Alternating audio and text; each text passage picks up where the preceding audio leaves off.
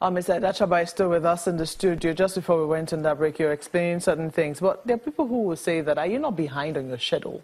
I mean, if you're going to be doing things on a phase-by-phase basis, shouldn't we be releasing the schedule so that people can understand? Because we've moved this deadline for switchover for quite a bit now, haven't we?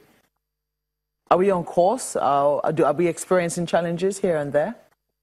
Of course, Maope, there will always be challenges. But with regards to following our schedule, it's important, as we said earlier, that timelines and schedules are given for several reasons, for planning, for investment.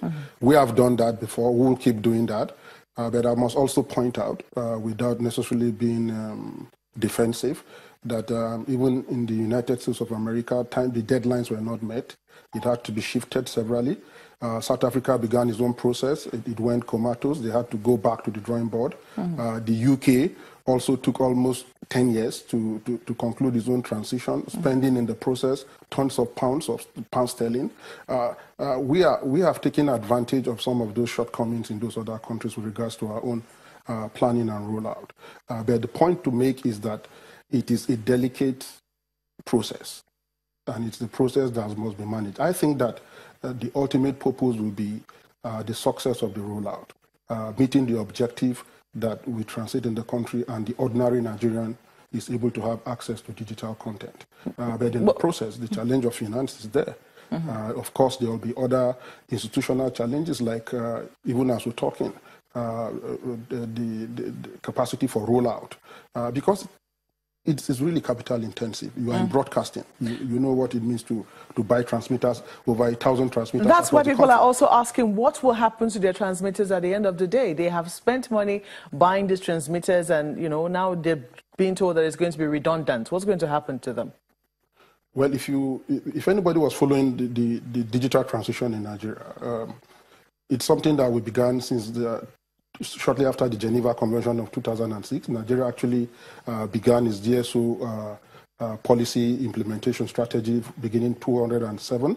And since then, the regulator has engaged the broadcast industry and notified broadcasters, state governments, and others involved in the usage of transmitters that Nigeria is going to digitize. And by the new structure, broadcasters were not going to be expected to be transmitting their content. Government was going to set up signal distributor companies that will do transmission across the country. And we've advised people not to acquire new transmitters. Unfortunately, we found out that some people still buy transmitters as a way of giving contract. And some of those contractors will tell them that the transmitters are also digital compliant. Good news is, if you have a transmitter that is truly digital, our expectation is that one of the two signal distributors may acquire those transmitters if they are usable. But if it turns out that they are analog and they do not have digital tuners, or they are not capable or useful in the digital ecology, of course they turn to e-waste. Those transmitters will have to go off, or they can be donated to institutions so that they can use them for academic study or for teaching of broadcast technology in mass comm or mass communicator related or electronic engineering institutions. Well, I understand that your friend Nyota has more questions for you. Okay. Mr. Adachaba, quite an enormous work that you have to handle here, being the regulator of an industry that is transiting to another phase. But I'll take you back again to Jos, being the pilot. NBC approved about 30 stations that are meant to go out. But so far, ITS has just been able to do 20. And that's being done from an old, what's considered to be an old infrastructure. My question to NBC is this: do you take out time to investigate the structure that your contractors are having to use in carrying on this, moving on to the DSO? Let me explain to you, Naita, that you cannot use an analog transmitter to do digital broadcasting. It doesn't just play out. You need to set up a multiplexer that's going to sit on your infrastructure, and it has to be DVB-T2 standard. That is the standard we're using in Nigeria. So I want to say, without contradiction, I wouldn't go into the arguments about the quality of the transmitters that are being used in JOS, but they are digital transmitters. If they were not digital, the people in Jos will not be receiving 25 channels like you alluded. Now, to the second question, Jos, yes, currently 25 channels. What we have seen is that in some of the areas where we have rolled out, somehow the local channels are reluctant or are slow in coming on board. We are very glad that in Abuja, channels quickly joined the fray. ITV also joined the fray in Abuja. So is AIT. But we know that there are some stations, I don't want to call them 2, 3, even in the Abuja area, that have not made any effort to join the DTT platform. So we are giving them deadlines.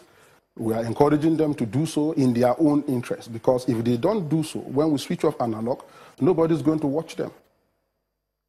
So you get the point. But we hope that, and it is quite critical to the process, we hope that the major proposition anywhere we roll out will be that the local channels are able to come on board, so that we don't just have a situation where you have regional and national channels, transmitting into territories and the local people are cut off. All right, Mr. Dachaba, let me quickly add this. Is it a practice that the regulatory body licenses set-top box manufacturing companies? Yes, we did in this case. Like I said at the beginning, we deliberately licensed 13 indigenous local manufacturing companies. And why did we do that? We discovered that if we were going to allow boxes, decoders to be imported into Nigeria, it comes with attendant capital flight. A lot of money will be leaving the Nigerian territory over shore. And that's been proven already from the activities of bigger DTH companies that are operating in the company. The boxes they bring in, apart from what you pay in subscription, you pay for boxes. So you are indirectly growing an industry outside Nigeria. We want that industry grown within the country. And like I said, we are glad that some of the companies that we license are already set up plants in Nigeria. They have already invested heavily, right? And we are hopeful that they will be able to produce enough boxes that will go around the country. By the way, it's a big industry. We are looking, the NBC from statistics is looking about 40 million set-top boxes. So if you do the maths, you know it's a lot of money. Okay, because I see people asking that if so, I mean, is DSTV a set-top box licensed product, because they think that that's a similar product in the value chain? Yeah, DSTV is a self-carry operator because they are satellite-based. But we envisage also that in the future of the broadcast industry in Nigeria, the set-top box we produce in Nigeria, we are going to make it a common set-top box, in which case whoever is operating within the Nigerian territory, whether you are pay or free TV, will have to use a common set-top box that produced locally in Nigeria. That's our long-term objective. Mr. Dachaba, just a quick one. The joint venture agreement between NTA and StarTimes, what's the state of it, the status right now? The NBC is only aware that there is a pay TV channel, a pay TV operator called NTA. The license we gave for pay TV service, the same way we gave to Details Nigeria, that is using the name GoTV. The same kind of DTT pay TV license was offered to NTA. It was NTA as its own business strategy that decided to invite StarTimes and is collaborating with StarTimes to do their business. As far as our records are concerned, our license is issued to the NTA. Well, that's where we'll have to leave it. We have to thank you most kindly for coming to shed light on, the state where we currently are with the digital switch over, which is expected in the broadcast industry. Mr. Armstrong Dachaba is the Director Monitoring of the the National Broadcasting Commission. Why do I keep saying Nigerian? And Sunrise Today will continue in just a moment. Please stay with us.